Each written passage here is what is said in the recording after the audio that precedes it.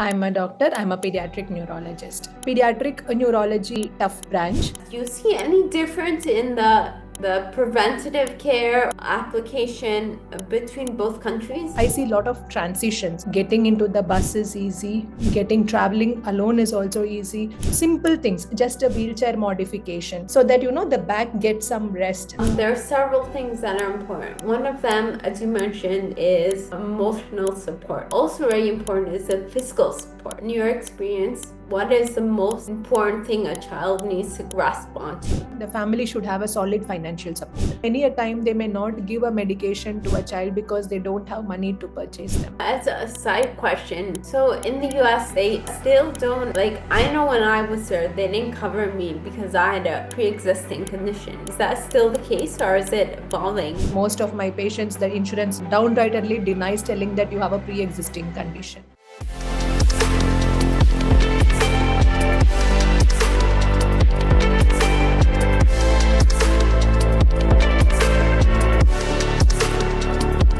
I'm a doctor. I'm a pediatric neurologist. And you're permanently situated in the US. Currently, I'm in US for a temporary, 3 months program that I'm having with epilepsy. Yeah. Okay, so can you tell me a little bit about your journey? Pediatric neurology itself is a very tough branch. So when I was doing my pediatric residency, I used to come across with a lot of children with neurological conditions. So there used to be a lot of cases of cerebral palsies, then Duchenne muscular dystrophy, spinal muscular atrophies, and many other conditions which were also termed as cerebral palsy. Then it was way long back, 10 years back, and there never used to be a clear cut diagnosis for many children at that time.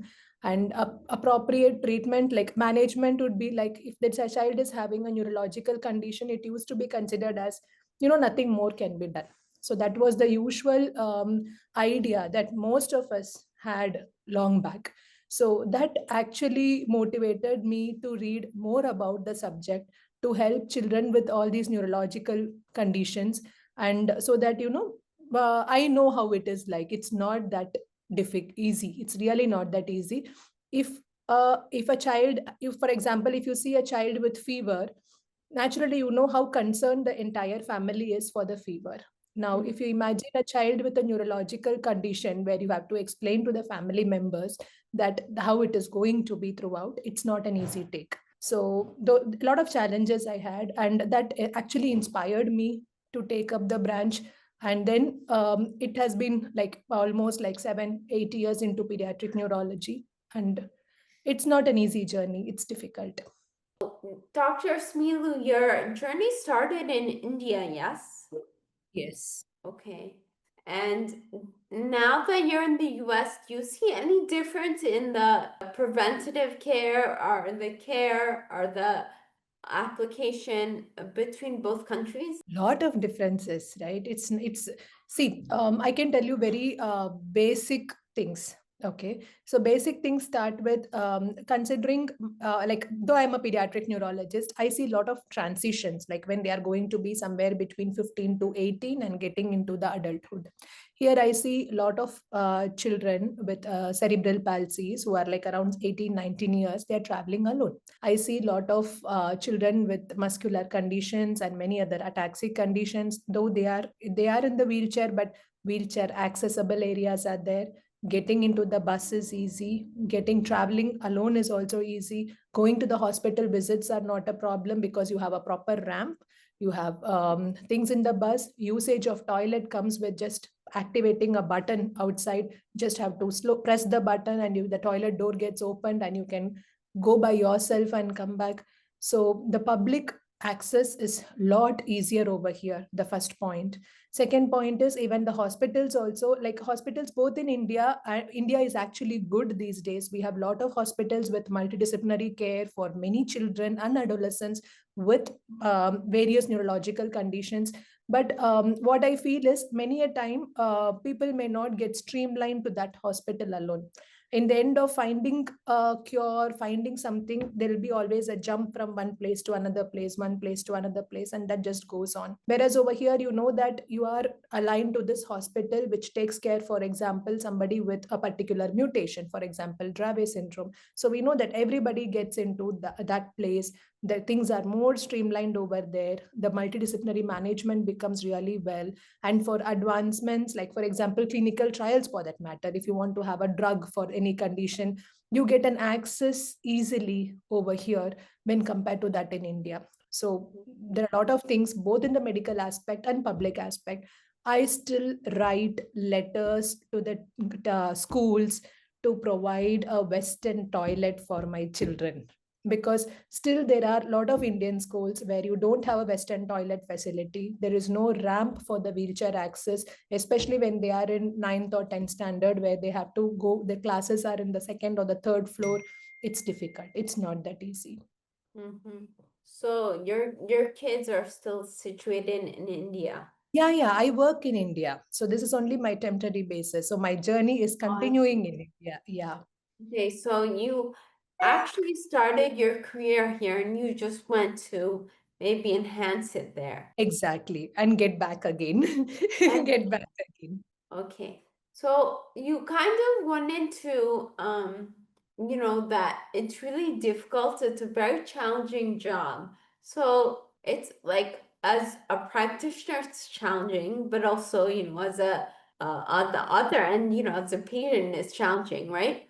What makes you want to do like there are other kinds of doctory, right, that you can get involved in that's not as demanding or challenging, um, and the patient won't be as demanding or challenging. What keeps you coming back to this kind of job, and what would you advise other people like to stay in this job?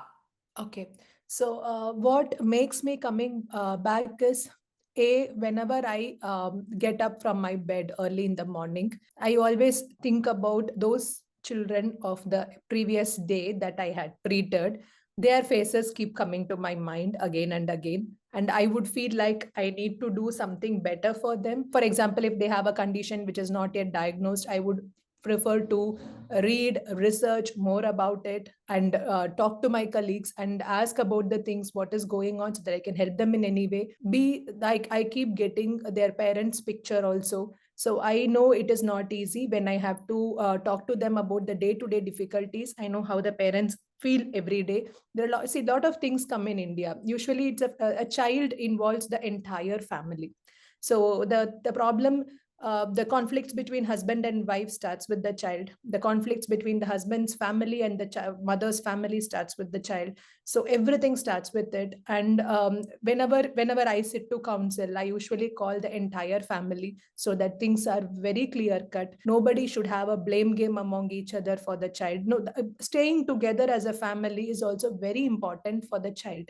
The child's emotional needs and the barriers, everything will be broken only if, no, the family is together.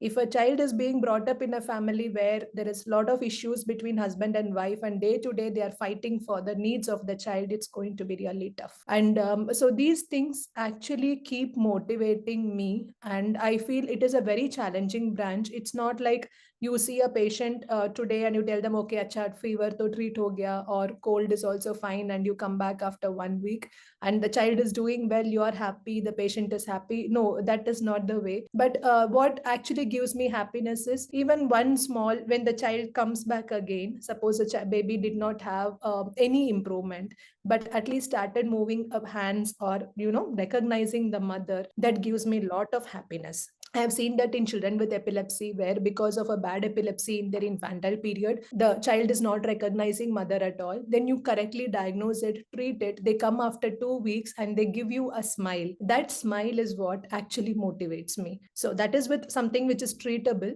something which is ongoing, like muscular conditions. I deal with muscular conditions like spinal muscular atrophy, Duchenne muscular dystrophies. So when those children also get back, and simple things, just a wheelchair modification, so that the back gets some rest, and or when they get automated wheelchair to move around. It's not that easy in India to get automated wheelchair for everybody, so button control one. So once you many times parents are not aware, they bring a chair which is not like in fit with the child, and the child is very underconfident to use it also. But when you teach them, and when they do it, and when they walk into your clinic by driving the chair by themselves, they are so happy. They give you that excitement in their face that they did it by themselves. And these tiny perks actually make me really happy, and that's the only thing that keeps motivating me to read more, to learn more, to do something for the community. And I would really advocate it for somebody who is having a mindset like me. Yeah, definitely it's a good thing. But I do have seen many people who say that, madam, your branch is very depressing for me, and we really don't want to take pediatric. We can't see the children suffer.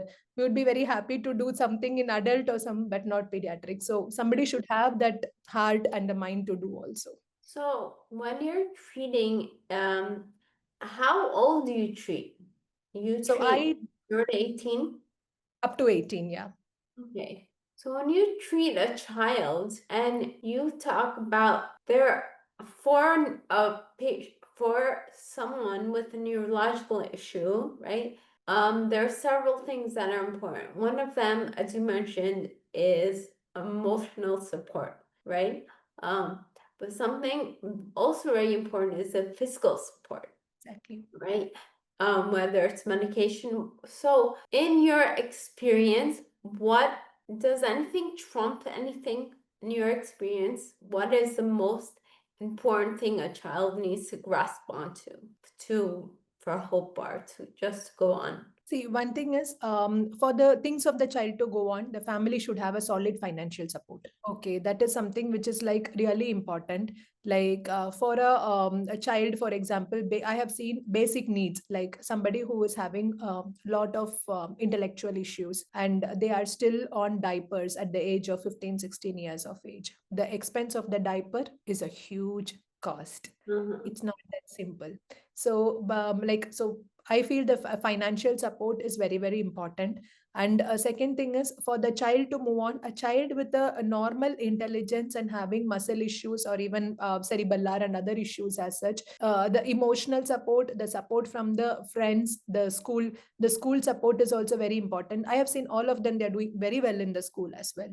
So that they need a proper support from the entire community, and that actually helps them. The financial support for those children who are like intellectual issues, and the parents need their support. And for the medications, many a time they may not give a medication to a child because they don't have money to purchase them.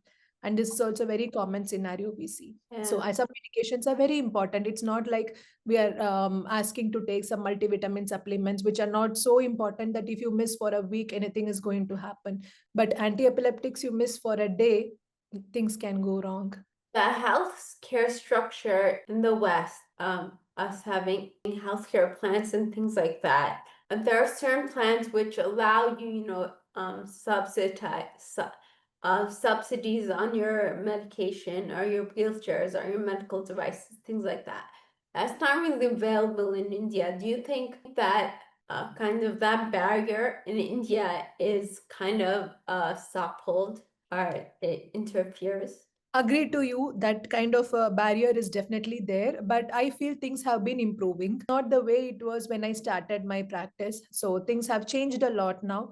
Like for example, I see that many corporate hospitals also, they come with some concession for children with special needs. I am in a corporate setup, so in private and in government setups have improved a lot now. So government setup in India are having a lot of medications which are provided free of cost, and wheelchair supports and BiPAP supports are also being provided by the government colleges in India, which is also good, because this awareness has cropped up in the past 5 6 years. It was not there, it was not the similar scenario before. But I still feel what we actually lack is a proper insurance support. Okay, so the main problem is that. So what happens over here, like when a baby is born, suppose if the baby has got a genetic condition, which insurance company provides for genetic condition? None. Hardly there are one or two, which is like company insurances, which you have taken prior to the pregnancy, may provide you that support. because parents were not aware that they will have a child with a genetic condition. Naturally, it's everybody's thing. No, nobody is aware that they'll be having a child with a genetic condition. But this insurance support, if they extend, like lot of things, like a similar child, if getting admitted for cough, cold, fever, or a loose stools, or any acute things for that matter, would get covered, and that will be a huge like financial relief for the family. So that is something where we are really lacking, because we do not have a solid insurance support. Mhm. Okay, I mean, as a side question, so in the US, they like I know when I was there, they didn't cover me because I had a pre-existing condition. Is that still the case, or is it evolving? I'm not very much aware about the US laws over here. I'm not very clear, but that's what happens in India now, that I know very well, because I have seen most of my patients, the insurance downrightly denies telling that you have a pre-existing condition. But nobody knows that they have a pre-existing condition, right? It is not something which is recently diagnosed. Yeah. Right. So, what do you think brought about the awareness here in India? You I said think need the awareness. I think many doctors these days, they are all they know, they things have been evolving, right? We see the West many a Mhm. time, and I think there are a lot many doctors like me who have come to the West, read, and then gone back to India for the support, and they know how things work out over here. So definitely, they would also want to bring some change. There'll be some many of us will be like-minded who want to do some change in the country, and they have all been looking for. And I'll tell you one more thing. Another thing that really brought about the change is awareness of the parents regarding their child's condition. Okay, so the parents have decided that there are certain, they know that there are certain communities, for example, Duchenne muscular dystrophy community is there, SMA community is there, Dravet syndrome community, Rett syndrome community. So they are starting to get to know these awareness of these communities. So these parents know that how their similar children in the West are doing, and they would start questioning their doctors these days, like, these things are there over there, is it available for my child, should I to do that, should I to do this? So that makes the doctors also to go back and see to these conditions and help them out. So it's two-way process. I feel the education awareness has increased because of that, and social media influence. Naturally, you can see a lot of social media posts and things about various conditions, and parents are aware about it now. So I've seen a lot of parents now, if in a family, if a child has got any genetic condition, the immediate family members who are about to get married, they do come to us for genetic counseling. So that is a really good awareness, right? So they want to know whether they are carrier of that mutation, whether they are possible to have a baby with that mutation. So that's a really good awareness. Have you seen, like you just had genetic counseling? I don't think they have that here in India yet, but I'm just curious to know. When you do genetic counseling, do you see majority like you have two people, you have two couples, right? Both of them, you tell them, you advise them that they have mutated genes. Are they, do you see that they're more likely to back off or abort or like continue on with the pregnancy? Okay, so it totally depends upon their family dynamics. Okay, so suppose like one child is already affected with one particular condition. For example, take it, most common condition that I get is like spinal muscular atrophy. So the Yeah. family knows that this child has spinal muscular atrophy now that they are pregnant, and they know that they are the baby that they are carrying is also having that condition. So when they get to know by around 10 to 11 weeks of age, then it is totally, we counsel them about the options. So one option is like, if they have to carry forward further, they know the struggles because they already have a child with a similar condition. So when you tell them about it, so many of them may go for the medical termination of the baby, but there are some parents who tell that they don't want to go and they would continue with the pregnancy. They are okay to take the hardships to bringing up the baby. It is a difficult decision, but then they do it as a couple together, and we respect either way. But the thing is that some things can be prevented by pre-implantation and techniques and things like that, which are on the boom, where we can actually know that if both the parents are the carrier, you can try to prevent the pregnancy with the similar condition and things like that. So, you're a doctor in neurology for pediatrics, right? 10 to 18, sorry, Yes. from 1 to 18 years, right? So post that, they grow up and, they move to another, You know, yes. doctor, but it's similar to my case. What, like, I feel that, coming from the US, there's something that makes children even with conditions more, I would say, provocative. Maybe it's because they're given their necessities from, whether it's medical devices or whatever it is.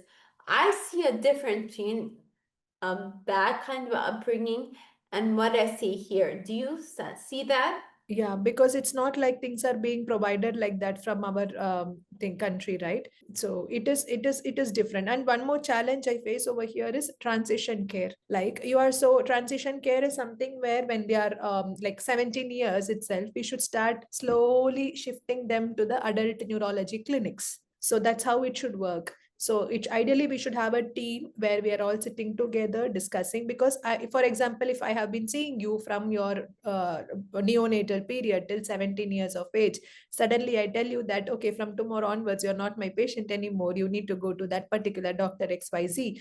Naturally you are not happy about it, I right? So you was very comfortable with my pediatrician. I remember I didn't want to leave him. exactly. No, So you are so happy with your pediatrician. So that's exactly what happens. So even they wouldn't want to leave somebody who they have been looking after for so many years. But instead of that, if I prime you from the age of 17 itself, that look, we are all sitting together, we have gone through your records. For your next couple of visits, we will be together.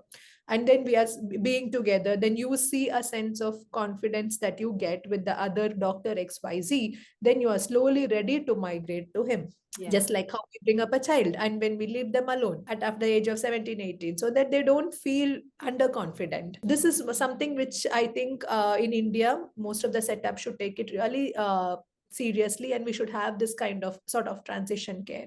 The problem with our country is we have a lot of patients. It's not like in US and UK where you are seeing like 7 to 8 patients max a day. We see here like 30, 40 patients, sometimes it goes to 50 patients a day, and it's not that easy. Basically nobody has time to sit and talk and do things, but it'll be really appreciated, like if somebody with chronic conditions, if we can do it, that is really good. Yeah, so generally in the healthcare system, that's what I noticed too. And that's a big critique I have of here in India, because it's sort of, when you go in, it's very transactional, right? Versus there in America, it's very kind of, you go in and it's not just like you buy something and you leave. It's something they you buy something, and if you have any questions, that they're helpful, whereas here it's very transactional. हो गया, okay, निकल जाओ दूसरा. you know it does change, it's not happening the same way. But then as I said, no, the problem that happens in India is the patients, number of patients and the time.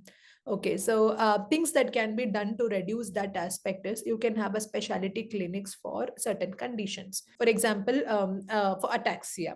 So if there is a specialty clinic for ataxia where you have to attend the clinic like once in 6 months or something like that, so the doctor who sits there is going to look at only ataxic patients and consider like 25 patients from morning till evening. So probably we can give that 10, 12 minutes of time for every patient. So at least, we are doing justice in both the ways and helping you out. So that is something which can be done. And I know that system is lacking in India, and not all the clinics, not all the states have these facilities. There are few centers which are trying to do, but not everyone. Agree to you. Not like, oh, kya, and send. It is like, okay, tell me the issues that you're facing. Let me see what I can solve it. Let me see what I can ask somebody else to solve it. That kind. For example, if you're having some blood issues along with the ataxic component, so we can tell that, okay, so you have this issues in your blood, so you need to meet my colleague hematologist so that he can sort you out with that regard as well. Okay, you have GI issues, so then you need to meet the constipation clinic or the GI clinic, and they can help you all that. So some such system which I tried to impart in my journey was I made a neuromuscular clinic like that, so that the one day we're allocating mainly to the neuromuscular patients, so they come in the morning. And the main issue is with corporate setup in India, consider that you have to pay like fixed amount for consultation. If I refer you to 4 doctors, it's going to be a huge amount for you. Yeah. So to minimize that, I even made like all these things in a single charge, like a package. You pay like around 750, 800 rupees. You can meet physiotherapist, occupational therapist, so and so consultations like cardiac, hemato, then things like that, and then come to me. So that things are all being sorted there. Single roof, 1 day spent by your parents once in 6 months, and you are sorted. So you're taken care for the next 6 months. Like, I don't know how much it is beneficial, but at least I'm trying to do this. That's nice. And that's a very nice concept. You know, that I think that would help a lot in the long run. When you see neurological patients, what I am grappling with right now as an advocate myself is that I'm seeing one thing lacking in this community is support, right? People don't feel misunderstood. Like, I have an online community, mostly for differently abled individuals, and one thing they I mean, they're need, yes, of course, they're in need of jobs and employment and healthcare and things like this. But aside from that, one thing that I see lacking is support. You know, just being able to talk out your feelings. How do you address that, or how can you address that? Support is something which is actually lacking a lot in our country as well. So I'll tell you little instances that I get. Suppose when a child with like significantly disabled is having like spasticity, quadriplegic, and he is like around 13, 14 years being carried by his parents, and they come and sit in the OPD waiting area. So naturally, every mother, everybody who passes by that area will give a look to the child and the mother. That look, it creates unnecessary sympathy which is not needed to the family, because they already know what they have been going through for the past 11, 12 years. And b, it is like some of the looks are like, oh my god, I mean, that kind of a look comes, and that also was very unpleasant to the family. So many of my family member, like many of my patients family members, they tell me that, doctor, please don't keep us waiting for so long, we cannot uh, take with this looks, we are not very happy with it. So this thing we should get out of this mindset. That is most important, I feel, and that is possible only when a lot of community awareness are being created. Instead of keep on looking at them, you can just, I mean, you need not do anything. It's fine if you don't do anything. Just don't keep staring at them in a different way. And similarly, a child who is having autism, who is in the clinic and he's making a lot of noises, they can become really aggressive, shouting, hooting and everything, and everybody keeps looking, and some go to try to hug the child when the child doesn't want that support. He just wants him to be alone. He just shouts in his own world and he's happy, and let him be happy in his own world. You don't intervene. Many times not doing things are more important than overdoing things. I always used to feel this. So that is one thing. And the second, support can be raised with the help of community awareness and social media awareness as such. And the third is to organize some programs for these kids at a state level. Lot of Paralympics happen, but they are not for lot of neurologically disabled persons. It happens for physically handicapped persons. There is a lot of difference between these two things, because neurological conditions, many are progressive. It's not like static insults. That kind of a community groups, a lot of plays or something, and you need to provide a special provision in the schools and like theaters, small little things. I feel all these things we actually lack in our country. Like, not many areas have got a parks which are friendly for wheelchair access, parks that are friendly with toilet support, simple toilet support. Where do we have to go change diaper for a 11-year, 12-year-old child? Do we have a diaper changing room like that for somebody? No, we don't have. Because I always used to find this diaper thing very emotionally close to me, mainly because I saw a mother changing a diaper, trying to change a diaper for a big baby who is like 12, 30. He's big, he's tall, and he's long. and she can't go to an infant diaper changing room because he will not fit over there, and we had to literally take him to the procedure room to change the diaper, and she was very scared looking at all that stuff surrounding. So these are the things I feel our country actually we really lack in these things. I know that the number of people who will be having these issues will be limited, but then these are important. This has to be met into. And I really feel we should have a lot of wheelchair access places, wheelchair access movie theaters. It's very difficult right nowadays. We have big malls with lift and all, but otherwise not everything. Right. That's what I'm trying to do, because based on my experience, I see just like you said, the way they people look at you, stare at you, their reaction, their response is one of the most, I would say, one of the hardest things for maybe a family, but definitely for the child or person, right? So Exactly. that's what I'm trying to do based on what I learned from my experience. But I'm learning that to change the mindset is the hardest thing to do, right? You can like the RPDW Act, right? We have it here, but it's not implemented, because the first thing we can make all your we can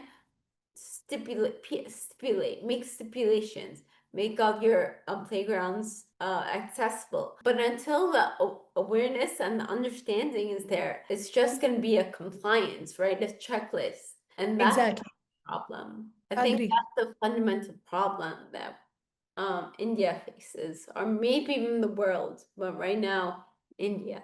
Completely agree. Yeah. So I think like things will be better when many of us think in that direction and move forward. So as I said, in past 5 or 6 years, when things have changed a lot in the government sector and the private sector, possibly we can bring about more changes in the next 10 years as well. Like, somebody who is constructing from the government point of view a public park, they should start keeping in consideration for people with wheelchair, for elderly people who have to access the park. That has to be a smooth road. There should not be some stones and some hums and downs going on. It's difficult. How will they move around with it? It's tough. So, what do you think about universal design, implementing universal design? Yeah, makes sense. Implementing a universal design, that would be like helpful. When you build a school, you make sure that you have ramps along with the stairs, so people are not dependent on the lift. So if the people can walk on the ramp, they can move the wheelchair on the ramp, it's much comfortable. Yeah. Because why I keep telling about the schools, the toilets and all, because that's the common issues that I find it even now. A girl who is 13, 14 years of age, who has attained her puberty, needs to change her pads every month, and it's tough. How will she do it if you don't have a western toilet? It's much difficult. Toilet has to be wide with wheelchair access, so that she can, lot of railing, so that she can hold on to it, sit on to it. So how many schools do we have with that facility? Very few. Yeah, Yeah. right. It's a little bit disappointing. But Yes. how can we implement universal design in a place like India, whose infrastructure is kind of already, it's already. I mean, what are your thoughts on implementing universal design? I think it would be very costly. Yeah, I agree that you cannot take US and take it to India. It's not going to be possible that way. But few modifications of the existing thing can be done. So at least you know what the design is, what you need actually. Whether can you slightly modify it. For example, I said previously, when long ago, like 50, 60 years ago, there was no toilets at all. Okay, Yeah. then came the toilets, open toilets, then came the closed toilets. So something like that with the existing thing, if they can implement one simple thing, like for example, changing the toilet engineering for some schools, that can be done. With the existing part, that can be done. It may not cost you much. It may not cost anybody much for the engineering and other purposes also. So that is one step that can be taken forward. Whatever the things are existing, or if some, for example, a child in class 11 has got a wheelchair, he needs a wheelchair, and the class is situated in the third floor of the building, which does not have a ramp access. So you find out how many such classes are there with the children who are having these issues and shift the class down. Yeah. So such things can be done. So these are the small little things which are not financially taking a toll on the schools or in the government, but at the same time, a little modifications doing betterment for their lives. So but then whatever projects they're upcoming next, that they can use the universal inch pattern. What so I think India is improving in terms of its awareness, but like you said, there are still things lacking. Now, in order to not achieve, but at least start on universal design, what do you think is the first step? First step is we should know our problem. That is, understand the unmet need. That is most important. So that can be attained only by district wise, state wise. They find out how many areas are there where they actually need to improvise on. Okay. So once they do that, then that appeal has to go from the ministry and to the government, and somebody will have to take action on this. Yeah. So that's how. But because many a time the exact problem, the unmet need may not be identified till now. So you ask somebody, they will be saying like, ah, these are never a problem. There are Western toilets, you know. Nobody has actually gone into depth, found out from place to place that what are the issues being faced. When the disability acts are made, it is always made for the mainly for the physical and not for the other neurological or any other conditions for that matter. It's like universal. They take everything under one umbrella. Then the recent modifications that came was regarding the rare diseases policy, where some at least they understood that not everything is physically. There are some rare diseases, and that has to come under that policy, and that's how they made the policy. But not all the diseases are covered by rare diseases. There are so many other things as well. So, okay, I have a question. If you had policymakers listening to this podcast, who are your audience, what is the one thing you would tell them for policy reform?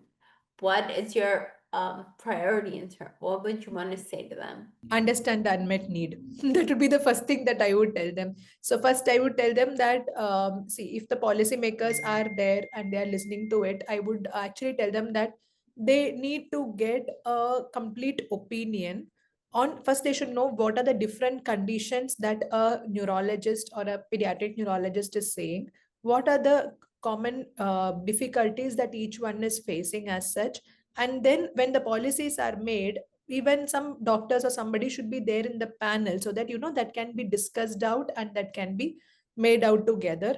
And at the same time, there should be people from the support group as well who are there, who can advocate their needs as such. And it should be a combined team of all these people who should be making it. Agreed. Right now, what I see is that there's a big gap between policy makers and policy receivers. I think bridging that gap would kind of iron out a lot of issues. How many people are actually aware that such and such policy exists? Not many. Right. Among the patients, for example, consider somebody with a condition like ataxia. How many ataxic patients are aware that there is some policy which is there for them or which is not there for them? Either way, they are not aware about it. Right, they're not. Exactly. So that awareness is actually important. How do you think you bring that awareness to people, to the community? Yes. See, the one thing is, what can be made to bring that awareness also a question. So I would feel that, like in the West, there are some various diseases wise the conference happens. So similarly in India also they are advocating it. For example, there is conference for spinal muscular atrophy, which is happening yearly in our country, which is really good. It's like a very group of people. There is a group of community who are affected with spinal muscular atrophy. Their parents, their support groups, the doctors taking care of them, the policy makers, and the research people. They all combine together to have such conferences. Yeah, I think That's a good step. That's a good step. So some like that, according to that, for certain diseases which are in a large number where everybody can get together, at least for the majority of such diseases will get covered with such kind of conferences. For epilepsy, it is always there. A lot of people are there. But from epilepsy, we don't see parent support group cropping up with it.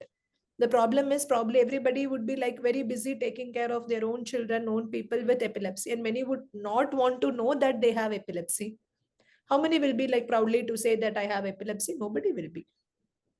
They wouldn't want to know because they're afraid of so many things. They may be taken off from their work because they may have seizure during work. People are scared about it. Right. They may not get married because they have epilepsy. It's very common. So that these are the things where we need to break the barrier. Yeah. Definitely need to break the barrier. Dr. Smilu, was very nice talking to you. You Yeah, shared nice talking. so many nice insights. Really. Where are you in the US? I'm currently at Cleveland. Okay. Okay. That's where I was for about 10 years. Oh, nice. Okay. So I'm Beautiful. currently at Cleveland for this 3 months and I'll be back to India in December. So I'll start my regular work from December 16th. Yeah. Okay, very nice. I'm quite happy working in India. So the other places where I visit is just to get a flavor of what is happening in the outside. And where are you based in India? I'm in Kerala. I work at a private sector in the northern part of Kerala, which is called Kozhikode. Okay. That you had some very nice ideas. Like you said, you started a clinic. Those I think those are excellent, initiatives that the country can implement because, like I said, the one of the I would say it was quite it was quite I was unhappy about this that when coming in, coming from the US into India, it was very transactional. आप जाते हो? It's like you don't even have time to ask questions to the doctor. Now just come in, write prescription, okay, leave. So it's not.